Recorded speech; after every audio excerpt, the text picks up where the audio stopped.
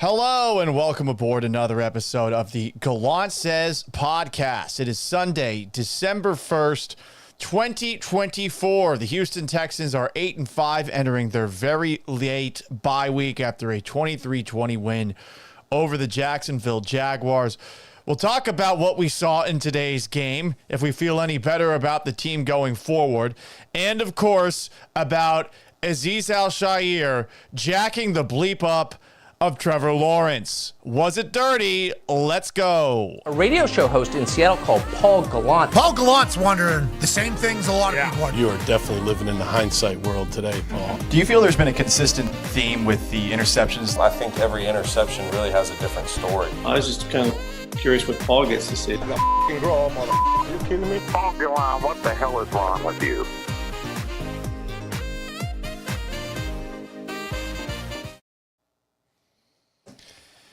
Ugh, that one, I'm still struggling for words to describe it. It's a win. It's the National Football League.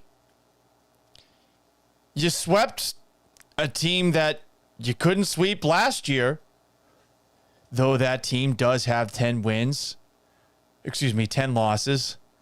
And though that team still found a way to sneak back into that game at the very end. I'm supposed to be happy. I know that in the locker room after the game that D'Amico Ryans gave the game ball to the offensive line. And I mean, they were better today. They only allowed 2 sacks. Joe Mixon had 20 carries for 101 yards. It was a good game for Nico Collins. It was a good game for Derek Stingley. I want to be happy. I want to be positive. I guess the only thing I can be happy and positive about is that we all collectively get a week away from this team. And the Texans get a week to try and clean things up behind the scenes.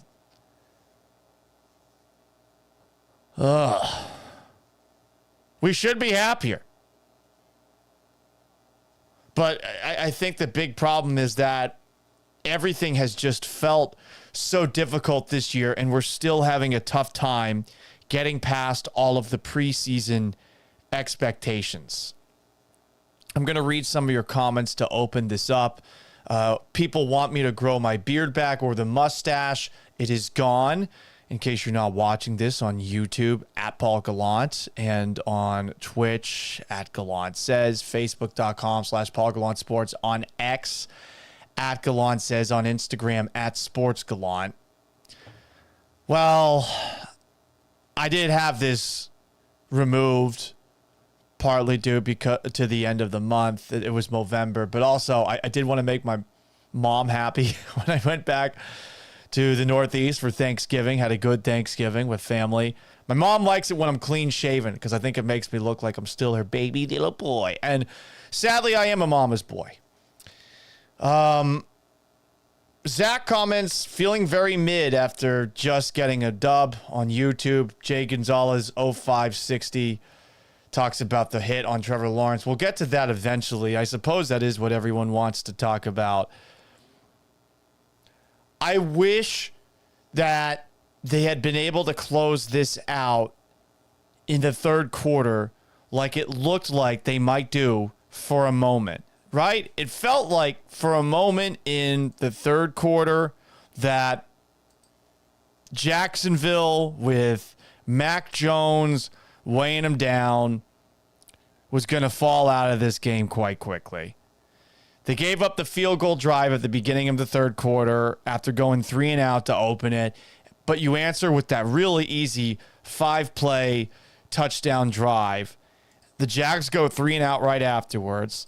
Texans march down the field to the Jaguars 13, but they aren't able to convert it. You get the field goal. The Jaguars miss the field goal, and the Texans answer that with a second straight touchdown drive. So they're up 23-6 with 12:11 to play. But They allow a 12-play, 72-yard touchdown drive by Mac Jones and the Jaguars. They go 3 and out, and then they allow a 10-play, 84-yard touchdown drive. And they did get the key plays that they needed to. Joe Mixon with that 8-yard run on 3rd and 4 for them to ice the game, and the offensive line deserves credit for that. But does it feel like they finished the game, which is something that DeMeco Ryans has been stressing for a while? It doesn't. I know they did, but it took them a while to finish it. Do we give them credit for eventually finishing it against a team that now has 10 losses that some believed might be on quit watch the first time these two teams played? Or do we say it's the National Football League? A bad team can beat a good team. A bad team can blow out a good team. You take the W, you go home, you go into the bye week, and you lick the wounds and you clean it up on the other side when you play 3 games in 10 days against teams that are more competent than Jacksonville. The Dolphins, who did lose on Thanksgiving to the Green Bay Packers rather convincingly. The Chiefs, who won on Black Friday. And then the Ravens, who, if I'm not mistaken, have looked pretty human today. What's the score? I think the game is now officially done. They played the Eagles. The Eagles beat them 24-19. So at the end of the day, you take the W and you move on. It's a frustrating one. And I think everyone wanted the style points. I think you have to accept the fact that the style points are just not coming this year for the Texans. It's not happening. They're not going to be winning a game by a bazillion points against a team that they're better than. And I think the sooner we all accept that, the better. It's just hard to accept it. My co-host, Joe, on the radio show, noon to 3, ESPN 97.5 and 92.5 tomorrow, was hoping for a blowout and expecting a blowout. But I don't know how you can expect that with this team going forward. And that does not rule out the possibility of them going further in the playoffs than they've ever gone before. But I think we all feel like the weekly same things that happen over and over again, the fact that they keep on happening is a sign that they will rear their ugly head when the team plays against a real team. And there just seems to be a little bit of a casual indifference to those mistakes from the Texans whenever you hear them talking. And I think that pisses us off. You know? Those little mistakes, let's talk about them really quickly. Early on, first drive of the game. I mean, God, this one really frustrated me. First play of the game, Stroud gets hit by a free rusher, and he's slow getting up. And this lends itself to something that a lot of us have noticed this year. If you take a step back and realize that C.J. Stroud, like all players in the National Football League, does merit criticism from time to time, that does not mean that he is the reason the team is struggling. You have noticed that he's been a little bit jittery. He hasn't been as comfortable in the pocket as he was last year. That could be a result of the offensive line of Bobby Slowick, but let's just call it what it is, right? First play of the game, imagine you get hit by a free rusher because, once again, the Jaguars did something fancy that allowed for that free rusher. Or maybe it's not even fancy. Maybe this is just a stunt. Whatever the case, the right A-gap between the center and the right guard, between Jared Patterson and Juice Scruggs, wide open. Stroud gets hit right in the midsection. And then later on in this drive, we're talking about the little things, right? Stroud throws a third down completion to Nico Collins over the middle. And of course, like we've seen with a lot of Nico Collins play of late, just very easy to clean up shit, negates it. I've never seen a tight end get called for offsides. Cade Stover got called for offsides. I've seen illegal formation. There's been illegal motion or illegal shifts. There's been false starts. This is new on the Texans bingo card of doing dumb little things that at this point, given that they seem to happen every week, should be a thing of the past. Where is the progress in cleaning that up? And that's how you open the game. And you still win. But it's so frustrating that that happens at the very beginning. I'd almost be okay with it if it happened a little bit later in the game. That happens right out of the gates. And it just makes you wonder if it's ever going to get cleaned up. At this point, I've accepted it's just not going to clean up. So it starts off like that. And it's a shame because, again, you won. More little mistakes. Stroud gets sacked in the red zone. This is a drive that happened, the second drive, I think, of the second quarter. They're in field goal range. They're in the red zone, and Stroud gets sacked. It's 3rd and goal from the 17. So they have to kick a field goal, and it's 6-0. Jaguars get a field goal on the next drive. It's 6-3 going into halftime, and it looked like the Jaguars were going to be able to hang around. And, I mean, that was after Azeez Al-Shaair lit Trevor Lawrence the fuck up. They allowed the big passing plays in this game. A passing play of 56, a passing play of 30. Mac Jones missed a couple, and Mac Jones looked good in this game. He's unathletic as hell, that's for sure. There was a back-to-back play sequence where I think he tried to scramble for first down. He had plenty of room, and he gets caught easily. He had a handoff to a Jaguars running back, and he seemed like he tore his ACL while giving the ball over. But Mac Jones moved the ball on you in the fourth quarter. You can say it's garbage time and they had the prevent defense or what, but I mean, they had a chance. All they needed was a stop to potentially drive down the field and tie the game, send it to overtime, or worse, win it. And with the way that the Texans defense looked at the very end in a game where they were unable to create pressure against a quarterback in Mac Jones, who is not very mobile, they didn't really create any pressure on Trevor Lawrence either. Lawrence is actually mobile for what it's worth. I mean, that's something else to take a look at and say, damn, what's going on here? It's a win, but it's such a mid win. And it's just going to be, I think, hard for any of us to accept that this is who they are, a team that's just not that good. A winning team, but not that good. Houston State of the Union podcast comments on X. The Texans are a mediocre team overall. The defense is good, not great. The offense is meh at its best. Yeah, the pass rush can be elite, and in this game, the pass rush was neutralized. Mac Jones does get the ball out quickly, but it really never felt like Trevor Lawrence was under pressure either. More comments here. Chris G comments on YouTube. This win does not make me feel any better. 371 yards given up to the Jags with a backup quarterback. Total yards, not the biggest deal.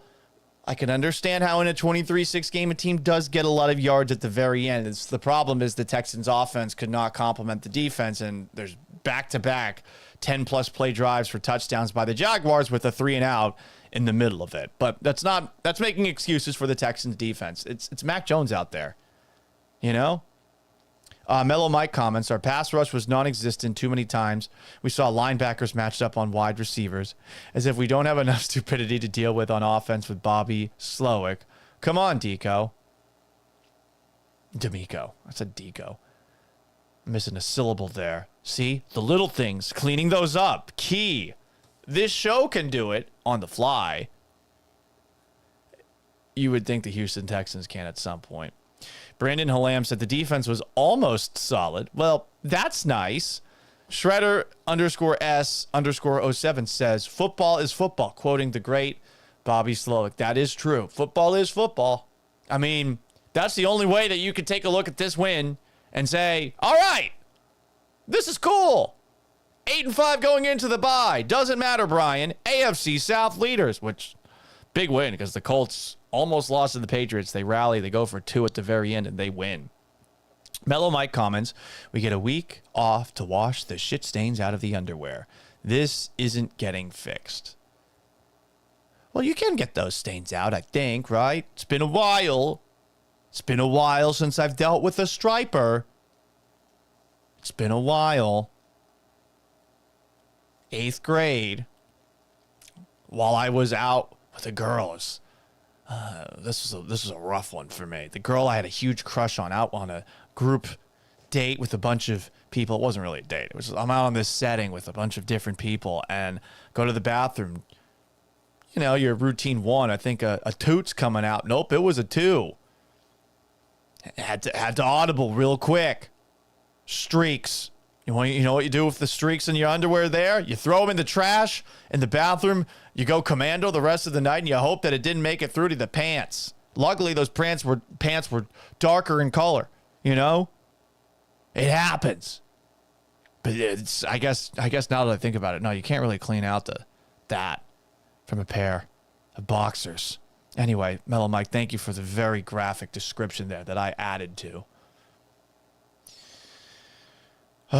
More comments. DeRhino on twitch.tv/Gallant says, I think scoring 17 in the second half was a small moral victory. I mean, I guess you can look at it that way. I'm looking for the positives. I want to be positive. I want to be happy. I'm sick of sounding like an asshole after every win. I think we all want that, right? Don't we all want to celebrate some of this stuff? And it's hard. You just can't. They don't let you do it. No progress. A comment from Shredder. PG, I agree 100%. It feels like a season of no progress. I blame overhype at the beginning of the year, as well as a failure to scheme around known issues. Mellow Mike is just keep on going with the toilet references. Watching Texans games feels like sitting on the toilet for 2 hours, and then you walk away frustrated because you only farted. Damn, dude, that sounds like some constipation. I think there's Metamucil, celery for that. The worst is when you sit on the toilet for a while, not when you don't have to go. Can't relate because I have a very fibrous diet. It's when your legs stop working when you've been on the toilet for such a long time. And I guess that's where I'm at with watching Texans football. My legs are numb. My whole body's numb. Texans Jaguars games are always just such an underwhelming watch. I know last year was actually fun watching those two games, but you know, they were close. Well, the first one was just wacky because of all the weird shit that happened. You had the kick return for a touchdown by your fullback. You had a blocked field goal. Tank Dell, big catch and run. And also, it was the first time that the C.J. Stroud, D'Amico Ryans Texans looked good. So it was exciting. And then the second game, of course, goes down to the wire, and Matt Amendola misses that field goal. And there's some things to be frustrated about in that game. But this one's frustrating because you wanted a blowout and you didn't get the blowout. And the earlier game, you wanted the same thing. You didn't get it. What else do we have on YouTube? At Paul Gallant. Mellow Mike says personal foul. TMI on the host. Sir, you are commenting as well. Dead Shred 9 says, where's the stash? I just noticed. LOL. Yeah, shaved it. I wanted to make my mom happy for Thanksgiving. Mimi comments, weak performance, should have been yet another blowout and another underperformance. You're right. It's frustrating, ain't it? We all want that blowout over a bad team. I guess you get the Titans, the last game of the year for that, but there's a bye week for us all to get a much-needed vacation. And this team needs one, I think, as well. I do think that they need to reset a little bit, and maybe getting away can help them do that. But, ugh. I don't know that things are going to be different or better on the other side. Let's talk about the most controversial moment of the game. In case you missed it, this is what happened early on. Was it early in the second quarter? When did this take place? This is towards the very end of the second quarter. If you're watching along on YouTube, at Paul Gallant on Twitch, at Gallant Says, when with 4:17 to play, Trevor Lawrence rolls to his left outside the pocket and is met by Texans linebacker Azeez Al-Shaair. You could see him rolling to the left, gets past the 50, slides, and then Azeez Al-Shaair comes in, puts his forearm to the upper left chest of Trevor Lawrence. Lawrence's head slams back and it hits the turf. very hard. Keep watching, because number 17 on the Jaguars, Evan Ingram, comes in and takes out Al-Shaair from behind, and then every single Jaguars player goes after him. And I do not blame any of those Jaguars players for going after Al-Shaair like that. I really don't. Lawrence is lying on the ground. His arms are up in the fencing position. I mean, I would be pissed off too if I were a Jaguars teammate, regardless of intent there. And this scrum, it just continues and continues and continues. The refs are trying to get a handle of it. D'Amico Ryans eventually comes over to try and get Al-Shaair out of there. Some players are doing the same thing with Al-Shaair. Meanwhile, Lawrence is just lying on the ground, looking like he's dead. It was a rough moment. Football is a very violent game. I think a lot of people want to assign intent to Al-Shaair after that play. And I'll say this. I don't think it was a dirty play, but I do think it was a stupid play by Al-Shaair. I say that because of this. You got to know the situation. It was a 2nd down and 7. Lawrence is rolling to the left. It's not like the Jaguars were on the goal line, or like this was a late game situation, and if he gets a first down, it could spell real trouble for the Texans. If this is a different situation, we might be having a different conversation. But Al-Shaair's got to know better than to put that forearm into Lawrence's upper left shoulder. The way Lawrence's head hits the turf makes it look awful. Truly awful. And he was helpless in that position. So it looks dirty. Al-Shaair doesn't exactly have the best reputation just this year. We, of course, had that moment in Texans and Bears where, with about 7:09 to go in the, what was it? Third quarter. I'm about to show it on the broadcast here. You see Trevor Lawrence rolling towards the sideline. Or excuse me, not Trevor Lawrence. Caleb Williams is running to his right to the sideline. And boom. I mean, he gets absolutely jacked up on the sideline. He kind of lets up as he goes to the sideline. And everyone on the Bears comes after him there. They're looking for a flag. Al-Shaair gets surrounded, and he pops the nearest Bears player.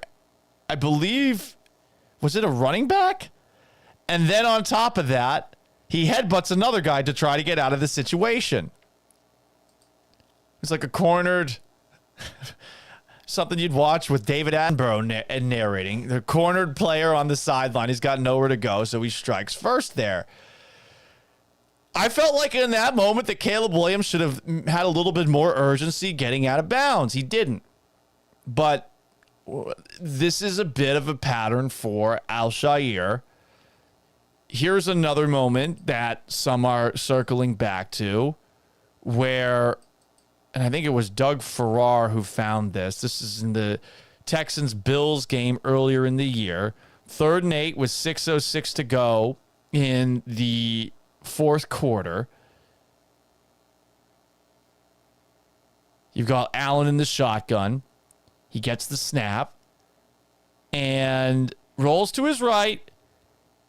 He gets brought down low. Al-Shaair's coming after him high. I don't think it was a dirty play, this one, at all. I think it's overstated. And the problem is, as you watch on this angle of the replay, because I remember this happening,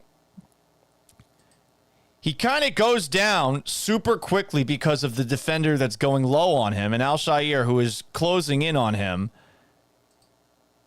comes down hard trying to swat the ball, and maybe he hit Allen's head. So people are bringing up those plays, and they're also bringing up this play in particular, which is from a 49ers and Buccaneers game from a couple years back when Al-Shaair was on the 49ers, where Tom Brady is throwing a pass, and Al-Shaair grabs him right there in the neck. So you see all of those things right there, and I can understand why people would say, well, he's a dirty player. Are all of those plays explainable in an NFL court of law if you're Azeez Al-Shaair? Sure. But I think you also got to say that track record is 100% something that is going to be brought up in any conversation about him. And it is understandable why someone like my guy, Mike Meltzer, might tweet this out. Why is anyone surprised by Azeez Al-Shaair?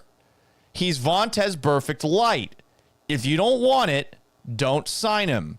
This is who he has always been, and I say this with no emotion either way. I thought it was an interesting tweet. And I looked for more examples of Al-Shaair doing this. I believe the term from Chappelle's Show would be called a habitual line stepper, where when it comes to quarterbacks, Al-Shaair is somebody who is not going to hold back.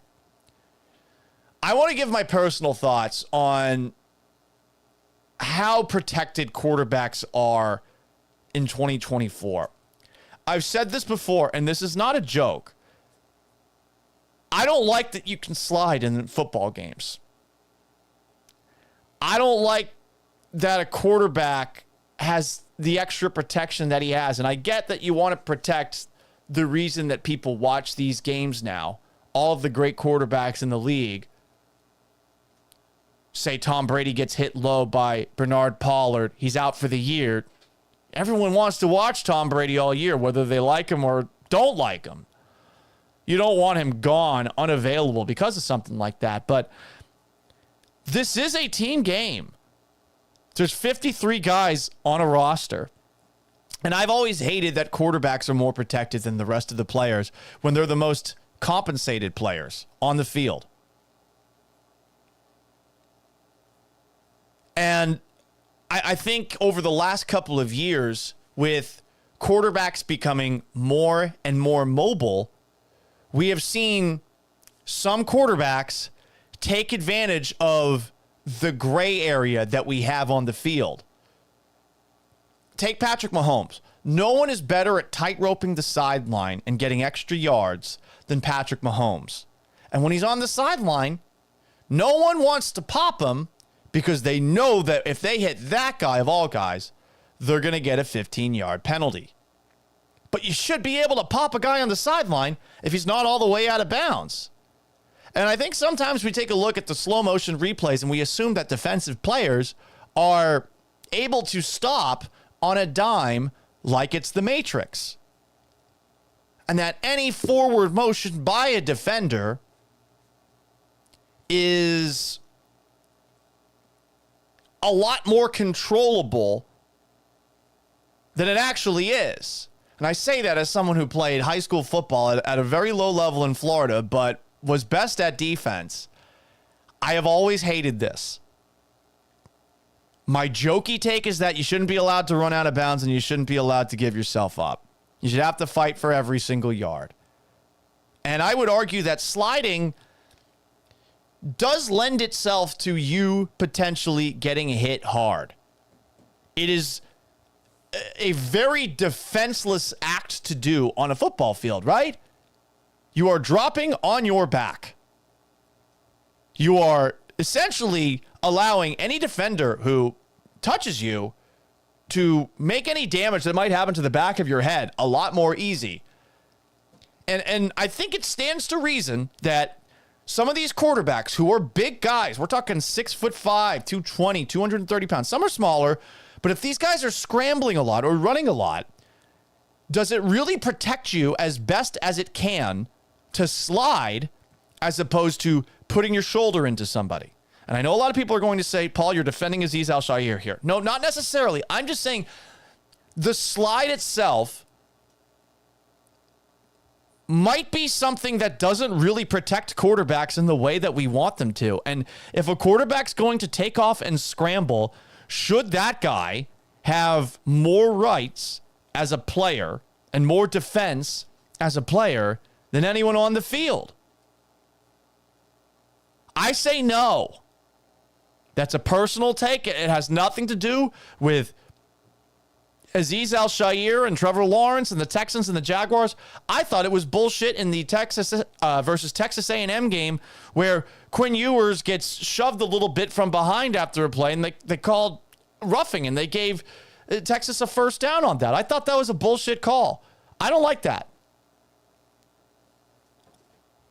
I get that they're trying to protect the quarterbacks. I get that the quarterbacks are the reason that everybody watches, but I feel like quarterback slides and quarterbacks running out of bounds lend themselves to quarterbacks being able to get a couple extra yards that honestly they shouldn't be allowed to get. And if you're a defender and you see that happen, I could see why you'd be pissed off, and you might just hate quarterbacks by default because of it. You obviously don't want what happened to Trevor Lawrence to happen. And I can understand why some people are saying it's a dirty hit. I didn't like that the broadcast assigned intent as soon as it happened, though. I don't know that there was intent there. He slid, and he slid late. Al-Shaair is going to pop him because he is a habitual line stepper. And that was not the circumstance to do it. That was going to get penalized. He knocked Lawrence out of the game, and if you really want to make a callous Greg Williams-style argument, Lawrence being out of the game is probably the reason that the Texans win here. That is not an endorsement of what Al-Shaair did. All I'm saying is I don't know that we can assign intent there. Was it dirty? Debatably. I'm not going to call it dirty. I can get why Jaguars players were pissed. I can get why Jaguars fans were pissed and were tossing trash at him. But I really look at that play right there, and I understand the hullabaloo over it because of how bad it looked. I think the image more than anything is really what people are reacting to. And this is one of those things that you could argue is DeMeco Ryans cleaning up the little things with this team. Telling someone like Azeez Al-Shaair, yo, dude, you got to chill in those situations. Al-Shaair's done it a couple of times this year. And he's gotten away with it. I mean, he got away with that punch on Sunday Night Football. And I imagine he will be suspended for this hit because of the prior actions that you can link him to. I think that might happen just because of that. But is this the dirtiest hit that we've ever seen, as some are saying? I don't know, man. I mean, like that, when you watch it in full speed, it looks bad. It sure does. But let's go back and watch it again and talk about it for a moment. I'm going to try to get it in a way where I can watch this frame by frame. So this angle right here is in slow motion. He starts sliding at about, let's say, the Jaguars 47. And Azeez Al-Shaair is about 5-6 yards away. Notice where he's sliding. He's sliding close to the first down marker. Al-Shaair comes in, drops low, and this is the problem right here. I think if he just touches him instead of goes with the forearm, that we're not calling this dirty. I think Lawrence is going to hit his head hard no matter what, just because of the speed with which Al-Shaair is coming in there. But it's such a bang-bang play, literally. Can you really say that it was definitively dirty? Unless you want to say, hey, well, this is just who Azeez Al-Shaair is. I don't know that I can go that far. And perhaps I'm walking on the fence here. But I think in the moment, we come up with extreme reactions to plays like this. And as someone who tends to side with defenders more often than I side with offensive players, I just don't think it was intentional. I think it was dumb, I think it is a reflection of the Texans not being as disciplined as they need to be under DeMeco Ryans. But is it dirty? I want to read some comments here. On YouTube, at Paul Gallant. On Twitch, at Gallant Says. On X, at Gallant Says. Facebook.com/Paul Gallant Sports. On Instagram, at Sports Gallant.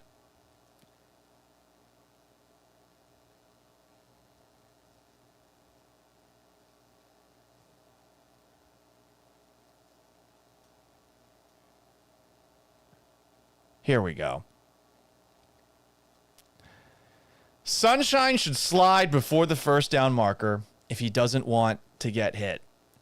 He probably should have slid a little bit earlier if he doesn't want to get hurt there. I can understand that. This is the tricky thing. Like, maybe we need to do something about the slide. Like, maybe in a situation like this, the quarterback has to stop moving entirely and drop to a knee. And you can't do any fake kneeing or else the linebacker is going to light you up. But I think the slide just makes everything a lot more bang, bang. And obviously you've got the forward momentum going. But I don't know. I think I would be telling my quarterbacks to go shoulder first. And I get that you could injure your quarterback if he's going shoulder first and he gets hit by a linebacker. But I don't know, man. These guys are big guys too. You know, they're not tiny players out there. Maybe if we're talking Kyler Murray here, that's something he shouldn't do. Jaden Daniels at this point in his career, smaller guy. Bryce Young, definitely. Like, there are certain quarterbacks you don't want putting a shoulder into somebody, but still, you're going forward and you're putting your shoulder into somebody. That shoulder is, I think, going to give you more protection than falling on your back. And I get it. Like, hey, you become defenseless for this moment, but it's such a weird thing that you can just all of a sudden turn on this "I'm defenseless, don't touch me" button in the middle of a play when everyone's flying around going 100 miles per hour. More comments here. Mellow Mike says, Al-Shaair takes out T-Law and number 22 in one hit dirty. Yes, brilliant, debatable. Okay, Greg Williams.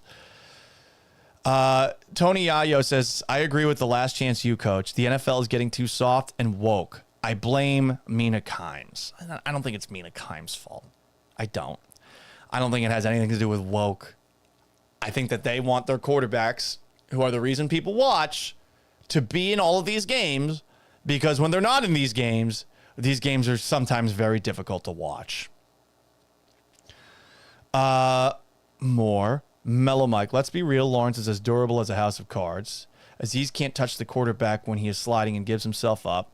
Boneheaded move on number 0. Yeah, I think it's a dumb play by Al-Shaair. I don't think it's a dirty one. I think that Al-Shaair losing his mind afterwards, I think he has to realize like what was going to happen. I don't know how many people saw the immediate aftermath of Al-Shaair on the field. This is him getting walked off the field. Will Anderson's the one who takes the water bottle to the head. I'll give Will Anderson credit. A lot of restraint by Anderson there. Al-Shaair tried to go almost malice in the palace there up into the stands after that happened. But I felt like his anger with the reaction he got from Jaguars players and from fans, like, he has to understand why that went down. You hit the quarterback, they're going to get pissed at you, whether it's legal, borderline, or dirty. More comments on YouTube from Brandon Hallam. No one cried when the Lions hit Caleb Williams at the sideline, but they're still crying when Azeez did it. And Mellow Mike, every team needs a dirty player and enforcer. Well, you got one. I think Azeez Al-Shaair's track record does speak for itself. I don't mind it. I like having a player with an edge on defense, but in a situation like that, was it merited? I feel like that's something you save for a goal line situation. That's something you save for the playoffs. More comments. Tony Ayo, Azeez is better than Camus Grugio Hill. We need more Azeez and less KGH. Dead Shred, I want Azeez on my team. You need guys who play all out. He does play all out. What else do we have here? Tony Yayo, no more Jack Easterby. Good guys are needed on the team. King of all Twitches is joining on Twitch. Joe Mixon is the catalyst of your Texans. CJ Stroud is a game manager. Joe Mixon's the reason they won today. I think this was a C+ game from CJ Stroud. I randomly got into an online battle with DJ Bien-Aimé about whether or not Stroud underthrew that deep ball to Tank Dell. I was kind of surprised by that. I mean, it felt like a actually over a very small difference in opinion on definitions.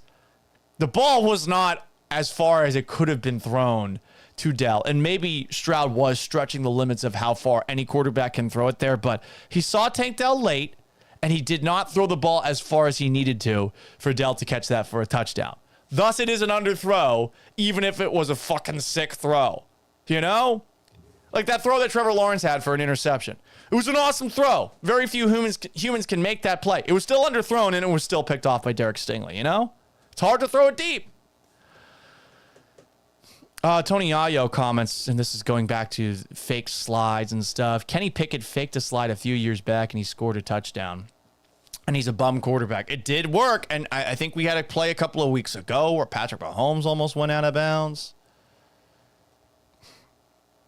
King of all Twitches, honest take from a non-Texans homer. That hit was not intentional. He's just a violent player. Yeah, he is violent. You want guys like that on your defense. You do want that. The problem is, in that setting, was it necessary? Did you need to go forearm to Lawrence's upper left chest? He did not hit him in the head. Jaguars fans are going to be pissed about this. NFL fans who see the one replay are going to be pissed at this, and I think a lot of people who watched the game on the broadcast and heard the play-by-play and color commentator immediately calling it dirty, you're going to think it was a dirty play. I think there's a little bit more context that was necessary. I'm definitely not lionizing what Al-Shaair did. He is a habitual line stepper, but I feel like this is the gray area that overprotecting quarterbacks just creates. And I personally don't like that we overprotect quarterbacks. You could call it soft. And that's where I'm at. I don't think in a team game that one player should have more rights than everybody else on the field when they're already paid more than everybody else on the field. That's the way I look at it. He's a big guy. Put your shoulder down into somebody if you want to protect yourself. But the rules are set up in the league where sliding is the way. Haven't you noticed some of these quarterbacks who are trying to learn how to slide too when they get to this next level? When they were in college, they were so used to putting their shoulder into people. And you're seeing Drake May and Anthony Richardson have a tough time adjusting. And it's weird that we all encourage them to slide. They're big guys. They're big. Al-Shaair's a big dude too, but quarterback, linebacker, similar size. Why is the quarterback expected by everybody to sit down instead of try and fight for every single yard? Fighting for every single yard is probably going to protect you. Maybe not your shoulder, which is the most important thing for a quarterback, but it's probably going to protect you more than giving yourself up. And I get it. Oh, we gave himself up. You're not supposed to do anything about it, but it's easier said than done. You haven't been in a defender's shoes if you've seen that before. These guys are big too, so you're asking them to stop when they're going full speed at a big quarterback because they know that if they do not hit that quarterback as hard as they can, that guy could theoretically run right through them.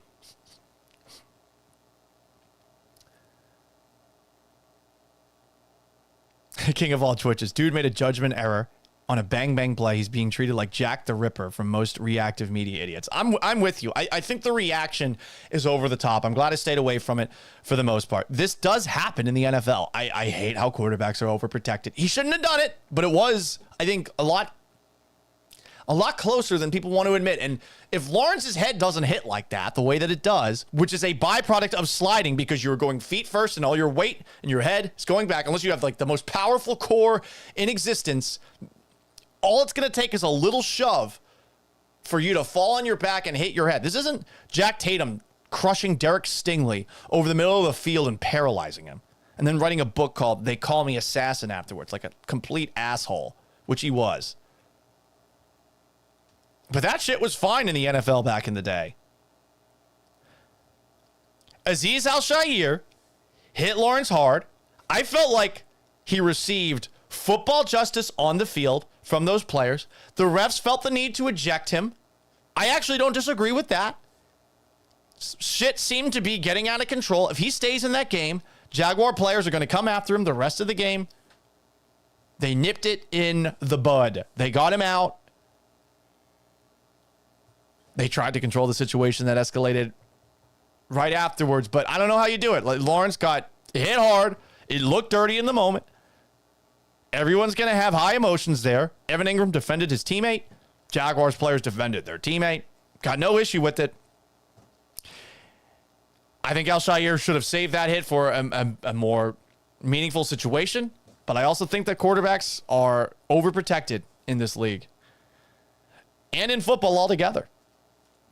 Brandon Halam says, it's like them flagging Petrie for every hit. You're right. There's been a lot of hits that in the moment have looked dirty that Jalen Petrie's delivered, and then you watch the replay and you're like, oh no, he just fucking nailed him.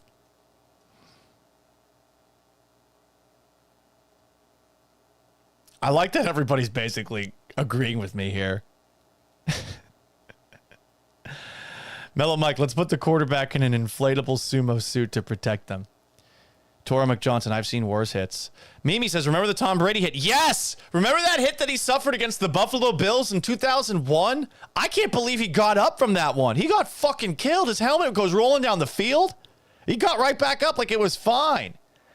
And I will say that Brady, as he became more and more of a star, much like Mahomes does and much like LeBron does, started to point when things started happening to him. And that pointing led to flags and led to penalties and led to protection. And you get why, because he tore his ACL at the beginning of the 2008 season, right after the Patriots had gone undefeated. But he was somebody that took a hard hit, and it is a team game at the end of the day. So we spent a lot of time talking about that. I'm sure we'll talk about it a lot on the radio show tomorrow from noon to 3. Make sure you tune in. This was a win that leaves a lot to be desired, but I'm trying to take a look at the positives. They are 8-5 after sweeping another division foe, and they finally get a bye week before 3 games in 10 days that are going to tell us a whole lot about this team. No matter if the Texans blew out the Jaguars or won against the Jaguars like this, we weren't going to learn a lot more about this team today. We just weren't. It sucks, but we weren't. Even a blowout, I feel like a lot of us would have been like, yeah, it's the Jaguars.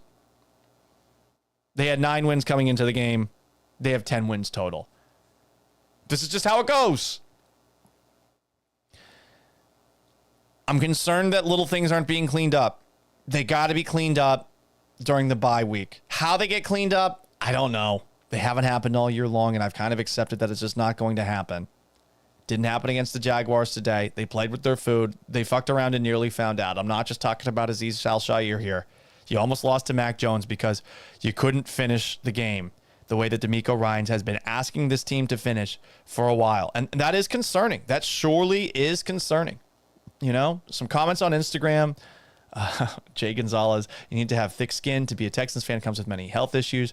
Mark Drew, the musician. I've grown to accept that a great season is now reduced to being competitive in one playoff game before we exit stage left. A lot of people feel that way, and the only thing that's going to change that is what they do over those 3 games in 10 days.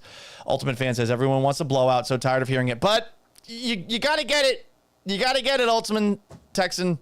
You got to get it. Like, it's been a lot of this all season long. And it's different than the Kansas City Chiefs, who have been playing with their food too, because the Chiefs have been there and done that. We have not here been there and done that. And if this stuff happens on a week-to-week basis, you just got to wonder about what the message is behind the scenes.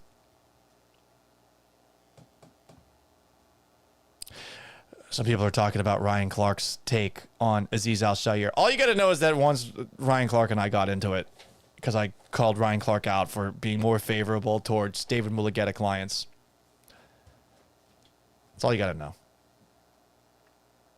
I feel like Ryan Clark is entertaining. I also think that Ryan Clark has started to believe that he is unquestionable. It's like that. It's like another level of arrogance when you get a platform like that. I do think it's kind of funny that people are pointing out the hypocrisy because he was a safety that hit people over the middle. I could also say, though, by that same logic, that who would know better than perhaps stepping over the lines than someone like Ryan Clark? A little bit of self-reflection would have been nice there. You know, Rodney Harrison, same vein. You didn't get it, obviously. But I kind of get the immediate reaction to this hit. I do kind of get it. I'm just not going to go that far as other people are. You know? I'm not. Because I think that defensive players really have a hard time as it is in there. It's not the Matrix. A lot of people want to believe that it's that. It's just not, you know? That's going to wrap up today's edition of the Gallant Says podcast. You can get it on Apple Podcasts, Spotify, after the fact. You can watch it live on YouTube at Paul Gallant. Please like this video and subscribe to my channel. Also on Twitch at Gallant Says if you're more of a Twitcher. On X at Gallant Says. On Instagram at Sports Gallant. And on Facebook.com/Paul Gallant Sports. We're going to try to do this, and I know I've been saying this a lot, tomorrow afternoon after my radio show, which you can hear from noon to 3 on ESPN 97.5 and 92.5. There's also a YouTube channel for that at ESPN Houston and a Twitch channel for that at ESPN 975. On this channel at 3:30 Central Time. Might end up being 4. Eventually, we are going to turn this into a daily show because I want to do a show on a daily basis. That's just me. Nothing against my co-host on the radio. This is the internet, the Wild West. Gonna build a brand online. But I appreciate every single one of you for stopping by. Do all the things that I just said. I don't want to repeat myself because this is always how I wrap up these episodes. Like, hey, subscribe to my stuff. By the way, subscribe to my stuff. But if you got any questions, gallantsays@gmail.com. You can leave a comment on X at Gallant Says, on Instagram at Sports Gallant. Slide in those DMs. I will respond or bring it up on the next show. Until tomorrow at noon on the radio, then 3:30 here afterwards.